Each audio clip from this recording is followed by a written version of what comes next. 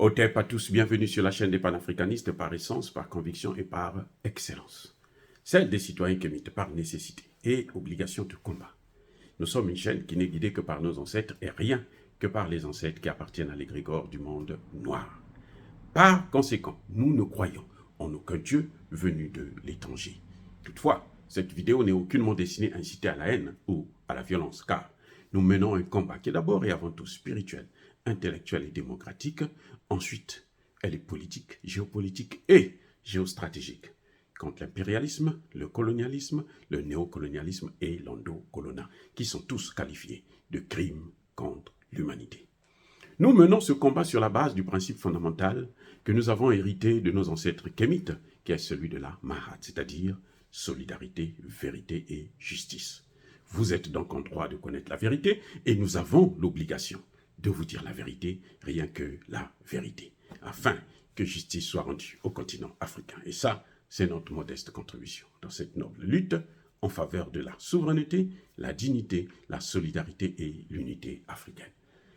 C'est exactement ça que nous appelons le panafricanisme. Bien-aimés frères et sœurs, il y a une vidéo de Guillaume Soro, Kibafouri, qui demande à l'armée ivoirienne de prendre ses responsabilités,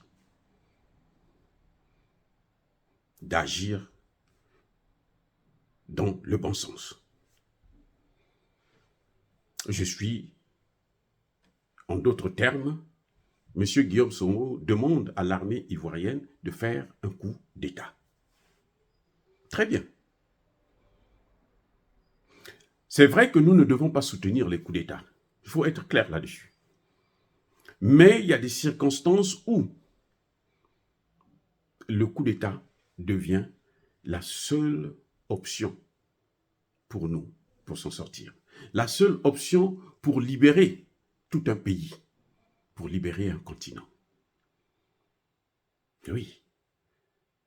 Il y a des moments comme ça. C'est le cas du Mali, c'est le cas du Burkina Faso, c'est le cas du Niger. Ce sont ce qu'on appelle des coups d'État révolutionnaires. C'est dans une certaine mesure le cas de la Guinée, c'est le cas du Gabon.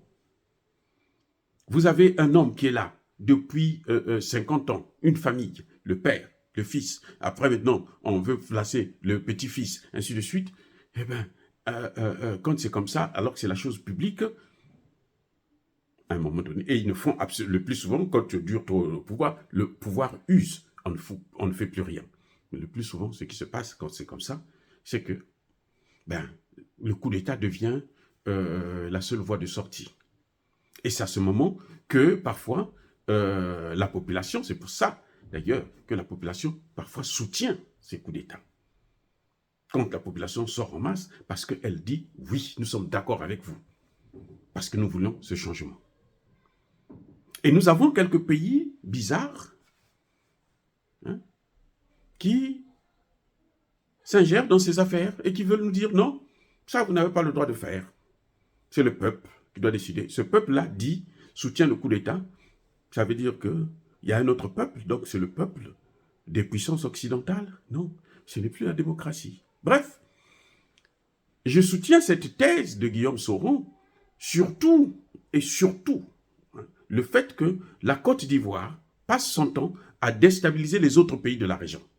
Alors, celui qui est le déstabilisateur, quand un train ne marche pas, il faut enlever sa tête.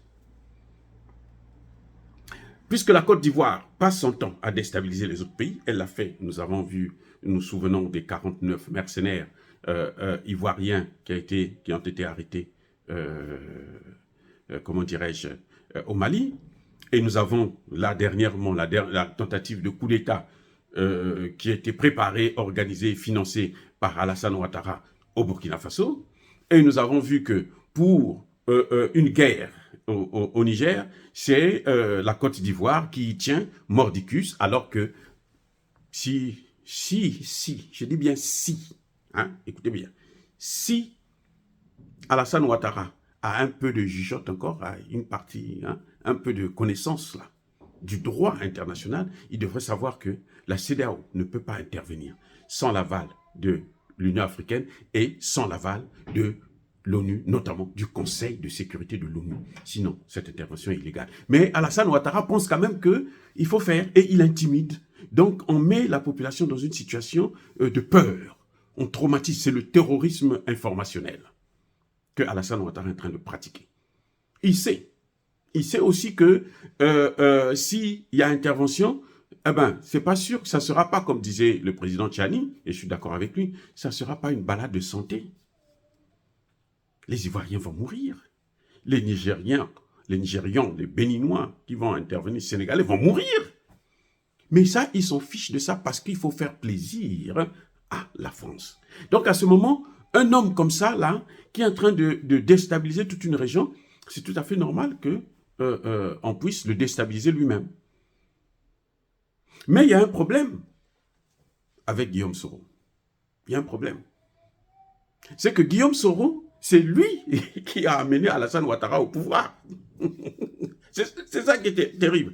C'est Guillaume Soro, là, qui a amené Alassane Ouattara au pouvoir. Et à cause de Guillaume Soro, des milliers d'Ivoiriens sont morts. Et Guillaume Soro n'a jamais osé présenter des excuses publiques au peuple ivoirien, aux Africains, pour ce qu'il a fait, le mal qu'il a causé à l'Afrique. Guillaume Soro est dans cette situation parce que Alassane Ouattara n'a pas respecté le deal qu'il a eu avec Guillaume Soro. Parce que le deal, c'était lequel? Mais Alassane Ouattara fait 2 mandats, et puis Guillaume Soro prend le relais. Alassane Ouattara est à son 3e mandat. Et en ce moment, il est en train de vouloir... S'il avait réussi la guerre au Niger, là, il allait prendre un 4e mandat.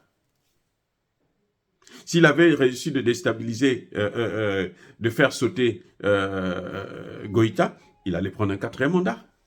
S'il avait réussi au Burkina Faso, il allait prendre un 4e mandat. Ce que Alassane Ouattara est en train de faire, c'est un 4e mandat. Et plus Alassane Ouattara reste au pouvoir, plus les chances de Guillaume Soro d'accéder au pouvoir sont minimes. Elles s'amoindrissent. Donc voilà, en fait, c'est une discussion de palais. C'est 2 malfaiteurs qui n'arrivent pas à se partager le butin. C'est ça la réalité. Vous savez tous que Guillaume Soro a été Premier ministre de la Côte d'Ivoire parce que c'était un deal que Laurent Gbagbo avait accepté pour qu'on fait de lui le Premier ministre pour apporter la paix. Mais si ça ne se sont pas arrêtés là, quand il y a eu les élections, ils ont continué.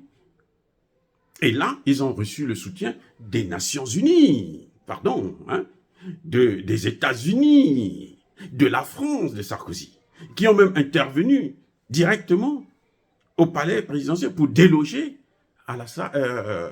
Laurent Gbagbo. Guillaume Soro était fier. Il était content. Il était content. Et maintenant, c'est le même qui se dit, non, il faut enlever Alassane Ouattara. C'est lui qui l'a amené là. Pourquoi lui-même, il ne vient pas faire le coup d'État? Il n'a qu'à prendre des gens, recruter des mercenaires, recruter Wagner. Wagner, ils sont là, ils sont prêts à tout. Hein. Je vais leur donner de l'argent, c'est tout. Lui, il est en exil doré. Guillaume Soro ne travaille pas là où il est là. Je ne sais pas si vous le savez. Hein. Mais depuis qu'il est en exil, il a toujours de l'argent en poche. Ça veut dire quoi? Moi, je suis pas de ceux qui pensent que on commet une faute, on tue des enfants des gens, des femmes des gens, des maris des gens, des pères, des grands-pères des gens. Et puis demain, on vient, on a des difficultés avec l'autre tueur, le bourreau, son collègue bourreau, son complice. On veut que ce même peuple-là, que vous avez persécuté, que vous avez humilié, vous leur demandez de vous aider. Qui a détruit l'armée ivoirienne? C'est Guillaume Soro. Qui a détruit l'armée ivoirienne? C'est Guillaume Soro. À travers la France. Quand Guillaume Soro est Alassane Ouattara dise que l'autre, Gbagbo, a envoyé des avions qui sont venus bombarder nos bases et qui ont touché quelques balles qui sont allées à la base française. Ce qui était faux, hein. L'armée ivoirienne n'a jamais attaqué une base française. Bien que je pense qu'elle en a le droit pour chasser la base militaire française. Elle n'a jamais attaqué une base militaire française. Jacques Chirac a créé toute une histoire sur le dos de Guillaume Soro. Guillaume Soro pouvait dire que non, c'est pas Gbagbo qui a tiré. Guillaume Soro savait la vérité. Alassane Ouattara savait la vérité. Mais pourquoi ils n'ont pas empêché à ce que l'armée française puisse détruire toute la flotte militaire de l'armée ivoirienne? Vous savez, je vais vous dire une chose. Jusqu'aujourd'hui, là, l'armée ivoirienne n'est pas compétitive de faire une guerre de haute intensité, même pendant 3 jours. L'armée ivoirienne, ce que vous voyez du reste de l'armée ivoirienne, là, ce sont les Français qui tiennent ça. C'est pour ça, mais s'ils étaient compétents, pourquoi il y a encore les bases militaires françaises? Soyons sérieux. Si vous êtes compétent, là, pourquoi vous allez appeler le voisin pour venir vous aider à chasser le malfaiteur qui est venu, l'intrus qui est dans votre maison? Si vous êtes fort, vous ne pouvez pas. Ça veut dire quoi? Ça veut dire que l'armée ivoirienne est ce que M. Guillaume Soro et Alassane Ouattara ont fait d'elle. Et vous demandez à ces gens-là de se sacrifier pour encore mourir pour vous. C'est comme si, quand vous sautez, vous prenez l'élan, vous venez, vous montez, vous passez par le piédestal, vous sautez, et quand vous retombez là, on appelle encore le peuple ivoirien de venir se mettre là pour accueillir, amortir votre chute. C'est ça que Guillaume Soro est en train de faire. Je n'ai rien contre Guillaume Soro, c'est un homme politique africain. Mais je dis tout simplement que c'était le chef de la rébellion qui a causé tous les dégâts que nous voyons aujourd'hui. Ce que vous voyez aujourd'hui là, c'est les conséquences de cette rébellion-là, de Guillaume Soro et Alassane Ouattara. La mort d'un, comment on l'appelle, Ambak. C'est quoi? C'est quoi? C'est ça. Amadou Koulibaly, là, c'est ça.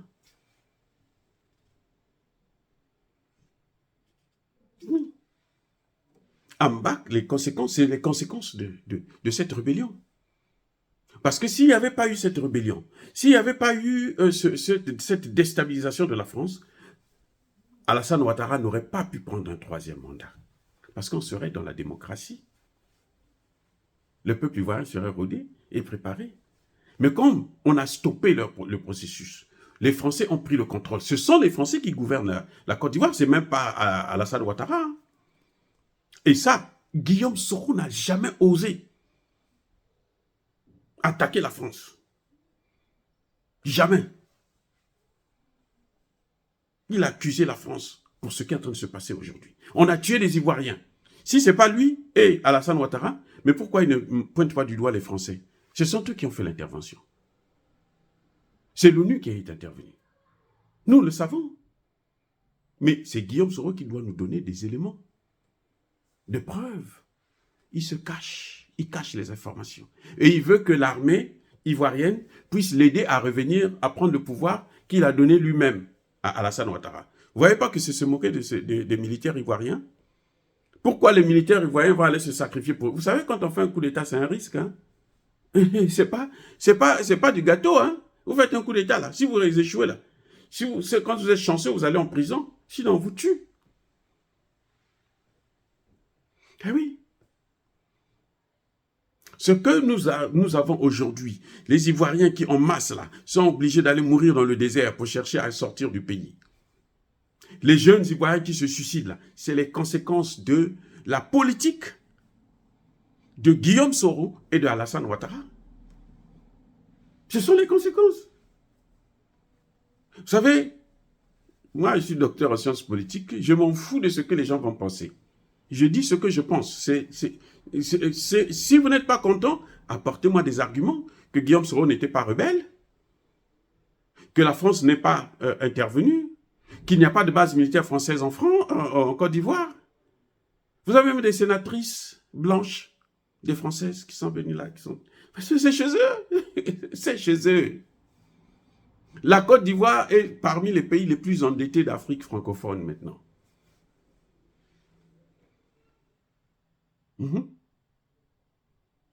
Oui, la Côte d'Ivoire.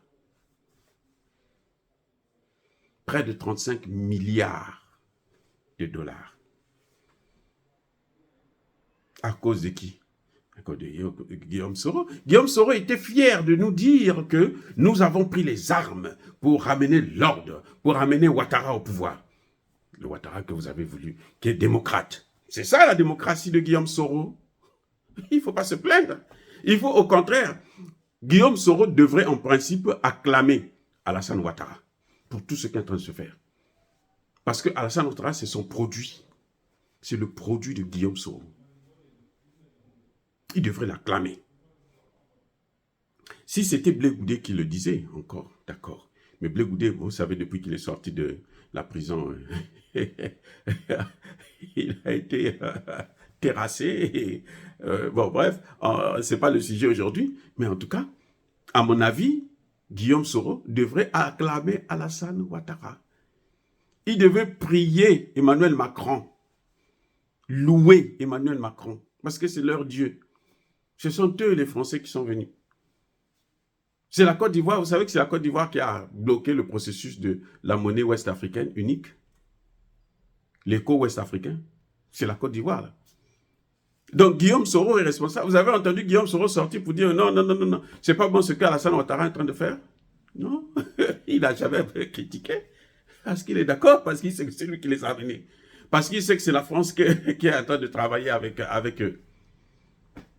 Non, cette hypocrisie-là, je ne rentre pas dans ce jeu. Oh, bien-aimés frères et sœurs, je pense que si Guillaume Soro écoute cette vidéo, il peut être déçu, mais on n'y peut rien, c'est la réalité. C'est à lui de maintenant nous donner, nous convaincre qu'il a changé, qu'il est autre chose, qu'il n'a pas participé, qu'il nous dise qu'il n'a pas participé. Que non, lui, c'est un homme de paix. La rébellion, c'est la paix. Donc, maintenant, et je ne pense pas qu'il est bien placé pour demander aux militaires de faire un coup d'État pour l'amener, lui, au pouvoir. Parce que les militaires, là, s'il faut un coup d'État, là, ils doivent faire un coup d'État contre la France, contre Macron. Parce que Alassane Ouattara, c'est un pantin. Le vrai patron de la Côte d'Ivoire, c'est Emmanuel Macron. Donc, s'il y a coup d'État, il faut faire un coup d'État contre Emmanuel Macron. Et les militaires ivoiriens, ils sont désarmés. Ils sont bons, ils sont capables de faire quelque chose, mais ils sont désarmés. Ça ne va pas être facile pour eux. Mais surtout pas pour faire venir Guillaume Soro au pouvoir. Et les militaires prennent le pouvoir pour mettre l'ordre. Je suis tout à fait d'accord. Et nous soutiendrons l'action. Oh, bien-aimés frères et sœurs, soyez bénis, abondamment bénis, par le Dieu des Kémites et par nos ancêtres angélisés. Je persiste et je signe. Mais que tous ceux qui persécutent le continent africain le pillent et le déstabilisent, qu'ils soient noirs, blancs, chinois, arabes, indiens, qui qu'ils soient punis, foudroyés, neutralisés, écrasés, effacés par ce Dieu des Kémites et par nos ancêtres angélisés. Vive l'Afrique éternelle. J'ai dit et j'assume.